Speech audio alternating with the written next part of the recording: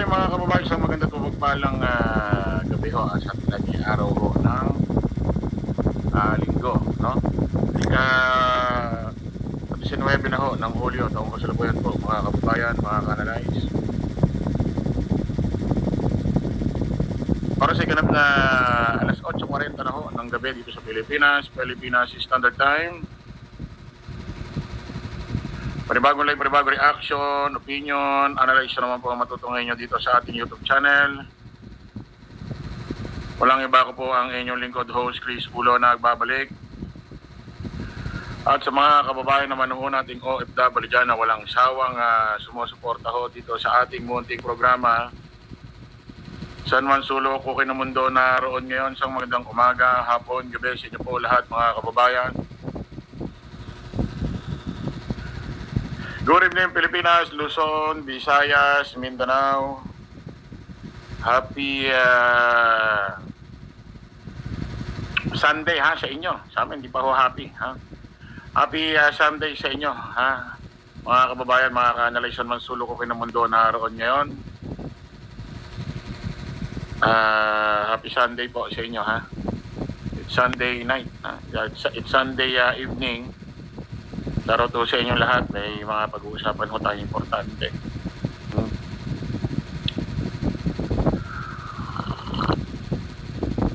Pakipress one niya ako mga kababayan.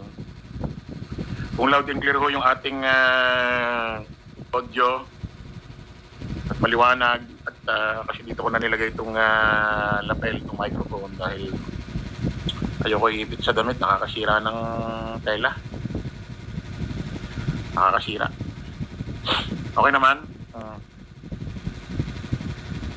Shoutout po muna sa ating mga kaulo natin. Hindi ko na nababate. Kala Mama Tamura, Ma'am Unit of Happy, Ma'am Gina Inglet, Chris Angel, Mona Nases, Tisha Durante, Carmite Official, Brenda Barton, sila Sir Noel Jose, Ma'am Hershey, sila ba ito? Sir Lores de Rosario, Jocelyn Wanag, Gloria Ikuchi, sila Ma'am Josephine Barrios, sino pa? Ma'am Toshi. Sa lahat ng ulo natin, shoutout sa inyo lahat. At dito sa comment section, maraming salamat po mga kababayan, mga ka-analyze, no? Dahil although marami pa ring nagpuputya, no? Marami pa ring nambabastos, no?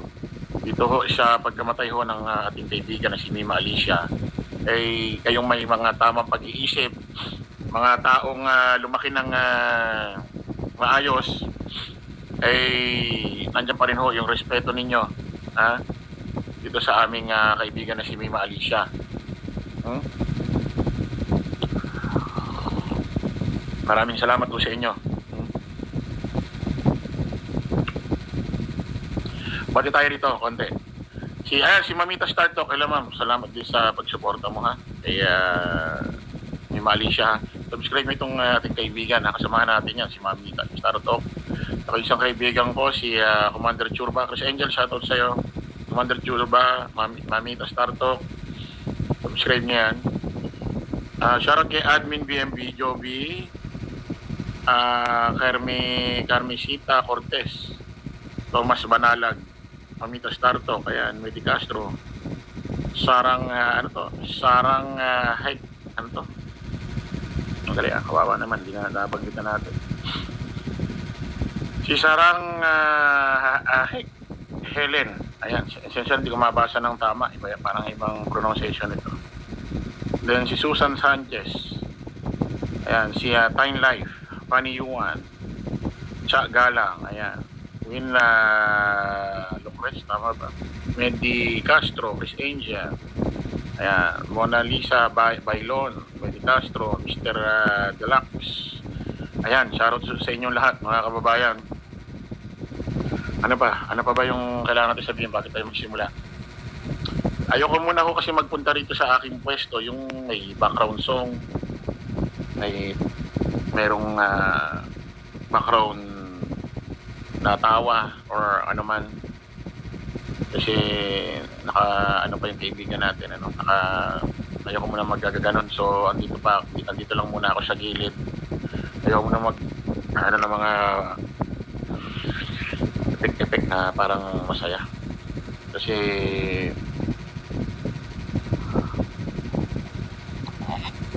alam niyo mga kababayan, ako yung tipong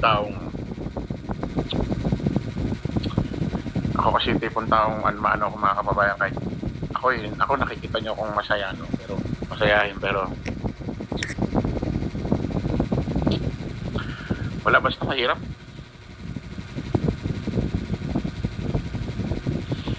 Meron paliwanag.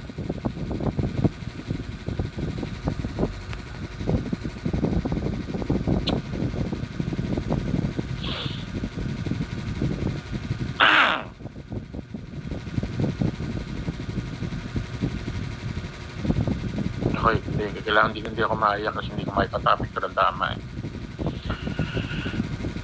Mayroon baka mag-off na lang ako. Kasi itong kami kasi nakikita nyo okay, pero lungkot po kami. Nalulungkot siya. Kasi siyempre, makita mo yung kaibigan mo na nakahanto sa semento. Wala sa mood. Babae, bata, no? Basta, ayaw ko muna magsalita. Darating tayo dyan.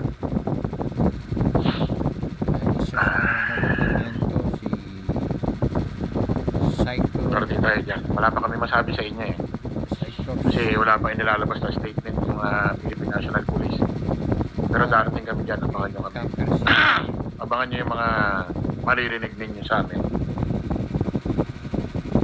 Yun, mismo si brother natin na makilala. Okay, bukas na ho, Sir Noel, salamat na. Mga kababayan, nukulit ko sa inyo, ako'y nananawagan. Sa negosyo. Mabuti may mahalat dito. Itatagyan nga si Edwin.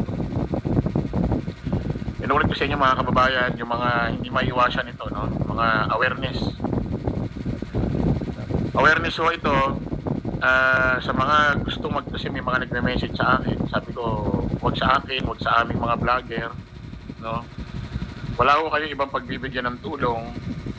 Wala ho kayong pagbibigyan ng hulog ng account, kundi yung kanyang magulang, pamilya lang. Wala ho kayong paghuhulugan ng ibang mga GCash number, mga vlogger na magpapanggap, mga bank account, wala.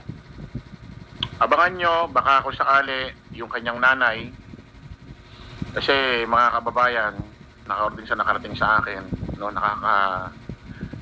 ayaw kong banggitin.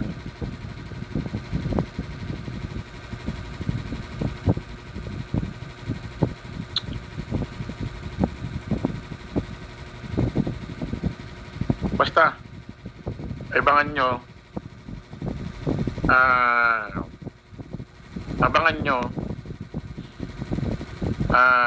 siguro baka may i-announce si Boss Mike na yung sa bank account na yon, doon lang siguro pwedeng may hulog. Kasi kung sa GCash, ang alam ko kasi pag naghulog sa GCash, merong maximum limit. So, pinakamaganda siguro bank account ng magulang niya or kapatid, kasi baka walang bank account yung kapatid. No? Baka walang bank account yung nanay. Baka yung kapatid meron. So, doon na lang. So, tignan natin kung ano mangyayari. Wala ko kayo ibang pagbibigyan, ha? Vlogger, kahit sino, wala. Yung mga magpapanggap, ganito, mamaya may mag-message sa inyo. Awareness ho yan, ha? Kasi, imbis na yung pera ninyo madadala sa pamilya ni Mima, kasi ngayon na lang yan, di na mahuhulit yan. Kasi, si Mima lang ho, daw yata talaga ang tumataguyod sa kanila. Oo, si Mima. Tapos, may nakarating kasi, kasi kagabi.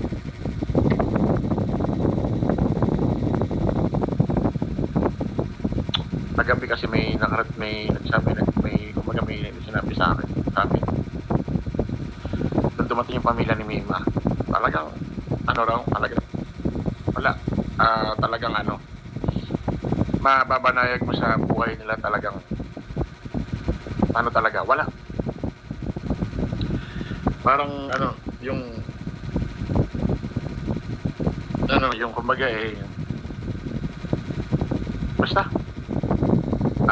mababanayag mo sa kanila daw yung talagang mahirap lang. Talagang walang alam sa nangyayari. Walang alam sa nangyayari, walang knowledge sa kung ano man ang nangyayari, wala.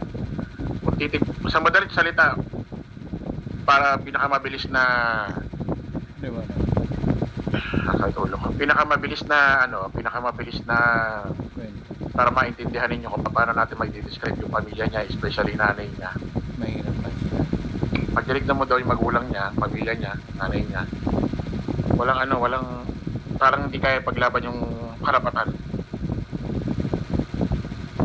Hindi kayang ipaglaban yung karapatan, hindi kayang ipaglaban yung kung ano ang Mababa lang pinag-aralan. karapatan nila O, sa batas. Ganun. Basta wala silang kakayahan talaga. Wala silang alam, wala silang sa ganun.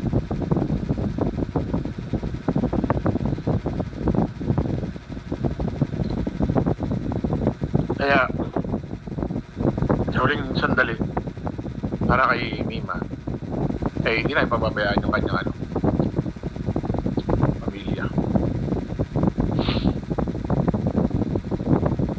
Ganun na lang.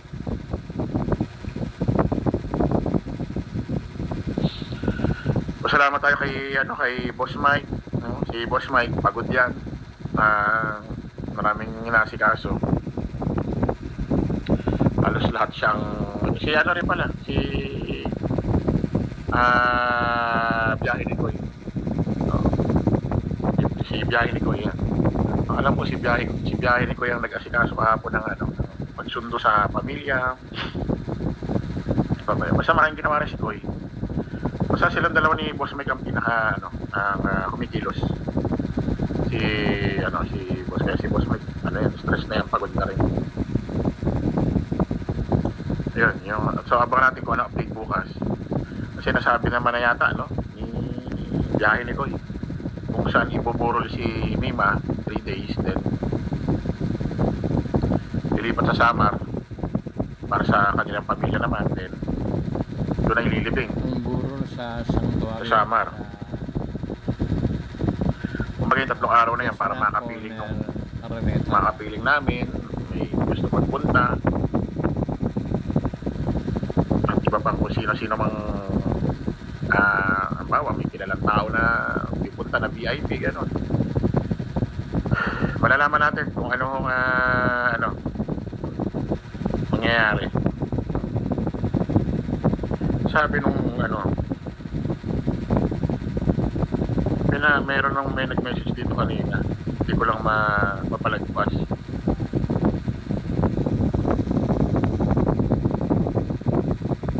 Siya na yun.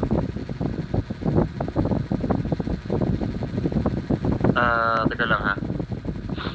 Hindi ko lang mapalagpas siya sa ba. Teka lang. Sabi niyo, may relasyon ba kayo ni Mima? Sabi na nag-comment, hindi ko na binanggit yung pangalan para walang mapasya yung sabi nung nag-comment, may relasyon ba kayo ni Mima? May relasyon daw kami. Bakit? Karelasyon mo lang ba ang karelasyon mo lang ba ang makakaramdam ka ng bigat at iyak? Karelasyon mo lang.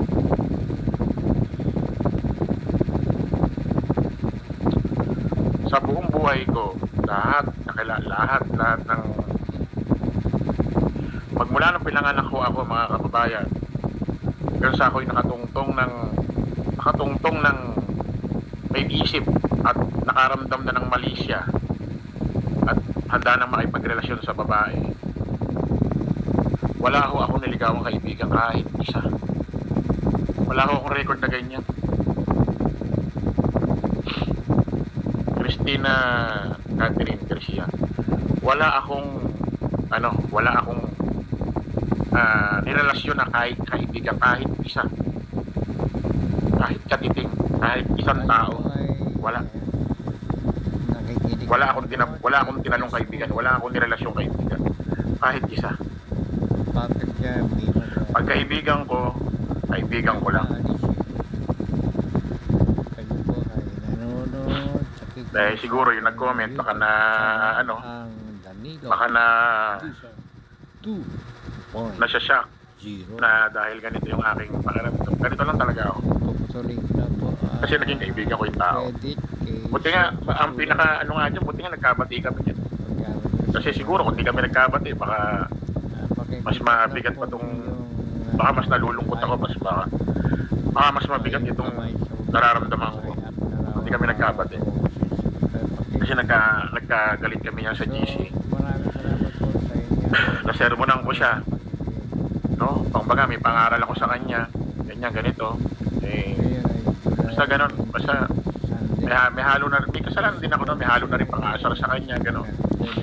Pero nagkaayos na kami siguro bago nangyari ito. Mga isang buwan siguro. Mga isang buwan kalahati siguro. Mga isang buwan. Kasi nag-live siya. Sabi ko sa comment section. Nag-comment lang ako ng heart. Tapos sabi niya,